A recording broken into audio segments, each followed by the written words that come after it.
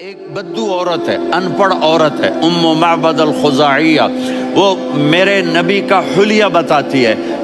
آپ کو ترجمہ کر کے سناؤں گا، لیکن آپ الفاظ کا ردم اور الفاظ میں میوزک وہ آپ سب محسوس کریں گے.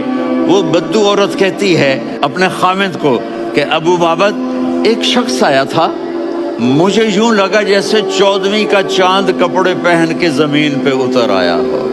سبحان اللہ، کیا انتہائی خوبصورت، انتہائی حسین و جمیل، پیٹ نکلوا نہیں کہ بدصورت ہو جائے.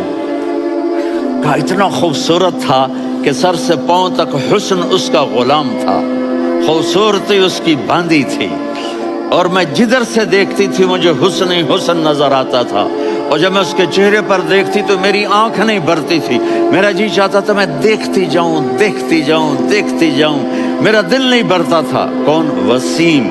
وسیم اسے کہتے ہیں جس کو دیکھنے سے دل نہ بھرے.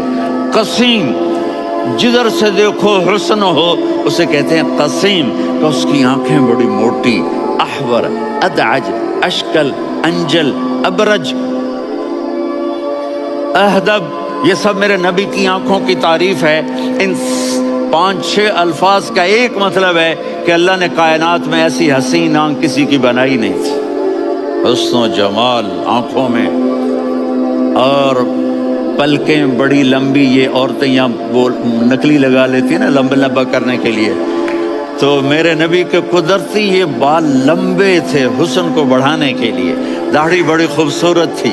زبان میں، آواز میں جادو تھا، آواز میں کشش تھی، آواز میں ایک ایسا دل کھنچتا تھا. گردن لمبی تھی، سر سے پاؤں تک حسن و جمال تھا. جب وہ بولتے تھے نور چھا جاتا تھا، جب وہ خاموش ہوتے تھے وقار چھا جاتا تھا. اور سوا البطن و صدر، سینہ اور پیٹ برابر، سبت القصب، سیدھا قد تھا، سیدھا قد، بالکل سیدھا قد. عریض المنکبین، چھاتی چوڑی تھی.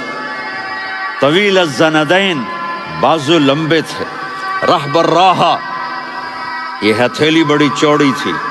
چوڑی ہتھیلی سخاوت کی نشانی ہوتی ہے.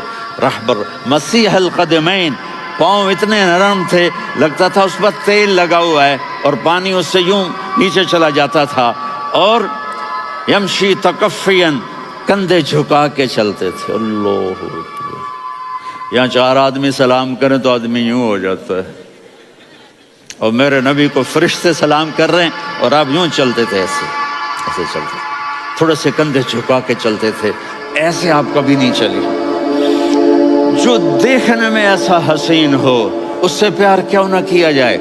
خاندان اونچا ہو تو آدمی اس کی قدر اور عظمت کرتا ہے.